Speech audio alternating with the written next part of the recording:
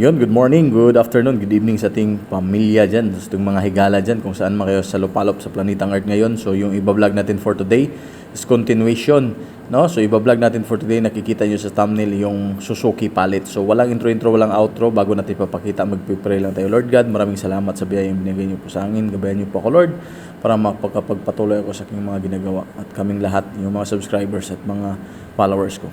So alright, mayroon din silang L3 dito. So walang intro again. Ito mga higala, kung gusto nyo yung sasakyang praktikalan, pang pamilya at yung service nyo, hanap nyo ay siguradong patipiran, ito, Suzuki Palit.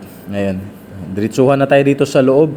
Ang kanyang loob ito mga higala, no? So naka-convert na po ito from right hand drive to left hand drive. Kagandahan ito. Original po lahat ito. Pati na yung mga 2D touchscreen nakikita niya dyan, no? So original Japan pa yan. Ayan, ito din leather. Original pa yung ano nito. Kinonvert lang to right to left hand drives. Kung magkano naman to mamaya i-discuss natin. So bago natin i-discuss, siyempre i-test drive muna natin para makikita natin yung kung ano man yung performance, matesting natin. Sasakay kami na 3 tao tapos dito sa highway. So as of now, nagpapagasolina lang kami, no? So yung gasolina natin is worth of 400 pesos. Tapos i-test drive natin to. Bali 3 po yung sakay namin. Ayan, oh. Nandyan yung galon nakalagayan sa gasolina sa sakali. So ito yung mukha nito. Original pa yung paint nito mga higala, no? Tingnan nyo, shiny pa kahit as is where is lang. So sa mga ganitong model, kung magkano ngayon, depende kung gusto nyo ay talaga namang magagamit nyo na or ganito lang as is na naka-convert running naman. Saka nga pala may aircon na to, goods na tong aircon nito, no? So tingnan nyo, ayan yung mga kinakating nila, so makikita nyo dyan. So ito naman naka-tinted to, original tint sa Japan, pero syempre kung gusto niyo pagandahin, kung ano man yung ilalagay niyo accessories, maganda. So ito yung kanyang loob. So automatic po to, 660cc 3 cylinder. Yung aircon nito malamig compare sa van para sa akin, no? Tsaka power steering nito napakalambot, para lang siyang kotse talaga, kasi kotse naman to. Kaso lang maliit, 660cc lang to. Yung iba nito is turbo mostly, so naka-turbo na to, kaya medyo may hatak talaga. Kung mapapansin nyo, nandito na kami sa highway. So yung suspension niya nito mga higala is good pa naman.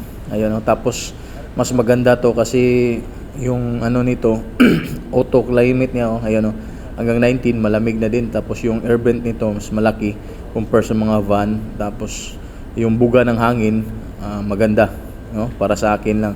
Tapos doon sa likuran mas spacious, mas maluwag. Ayan, makikita nyo. Ayan, so shout out sa aking busing dyan nagmamaniho. Yung emblem nito is Nissan, pero yung makina is Suzuki. Alright, so foot brake, automatic. Ayan, nandyan. So takbo kami ng 50. Stable naman kahit naka 4 yung aircon namin, no? Tapos ito yung kanyang sa itaas, no? So cleaning lang yung ano nito.